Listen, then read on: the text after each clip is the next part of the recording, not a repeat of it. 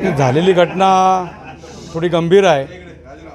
खरं तर अशा प्रकारची घटना होणं हे कोणालाही मान्य नाही आहे।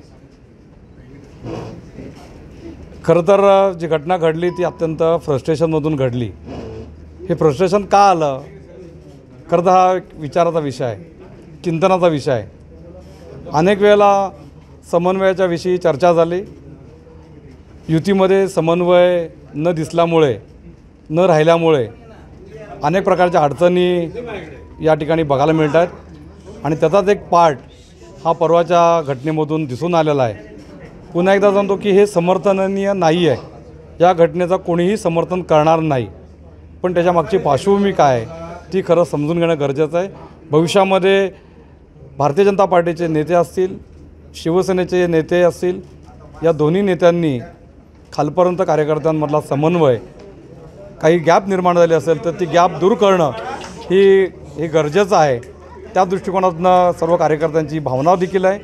कोणालाही ही घटना मान्य नाही आहे, पटलेली नाही आहे। आपापसामध्ये भांडण होणं, अशा प्रकारचं एक मत कलुषित होणं ही गोष्ट अत्यंत गंभीर आहे। त्यामुळे निश्चितपणे नेत्यांनी यामध्ये तातडीने लक्ष घालून या सगळ्या विषय जे आहेत ते मिटवले पाहिजेत। सगळ्यांमध्ये समन्वय झाला पाहिजे। भविष्यामध्ये येणारा लोकसभा आहे, विधानसभा आहे, विकास आहे, अशा अनेक विषय असल्यामुळे निश्चितपणे नेत्यांनी लक्ष घालावं, अशा प्रकारची सर्वसामान्य कार्यकर्त्यांची भावना आहे। देवेंद्र गायकवाडांनी सांगितलं। तुम्हीही या संदर्भात बऱ्याचदा तक्रारी केलेल्या आहेत, नाना सूर्यवंशी असतील किंवा तुम्ही। मी मगाशी म्हटलं की सर्व कार्यकर्त्यांमध्ये या गोष्टीबद्दल अस्वस्थता आहे, समन्वय नाही आहे। थोडीशी अडचण ही युतीमध्ये प्रामुख्याने दिसते। त्यामुळे निश्चितपणे म्हणूनच आम्ही मागणी केलेली पक्ष नेतृत्वाकडे, दोन्ही नेत्यांकडे, की लवकरात लवकर तुम्ही हा समन्वय घडवून आणावा।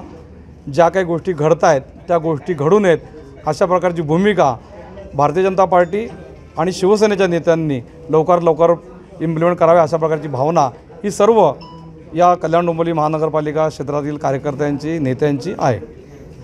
आमदार साहेबांनी कालच्या घटनेनंतर मुख्यमंत्र्यांवर थेट आरोप केले, त्याच्यानंतरही समन्वय होईल असं वाटतंय का? 100% होईल, 100% होईल। नेतृत्वावरती आमचा विश्वास आहे आणि नेतृत्वाला आमच्यावरती पण विश्वास आहे।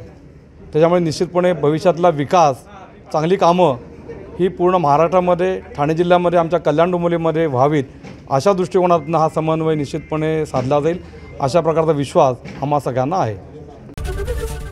एबीपी माझा, उघडा डोळे बघा नीट।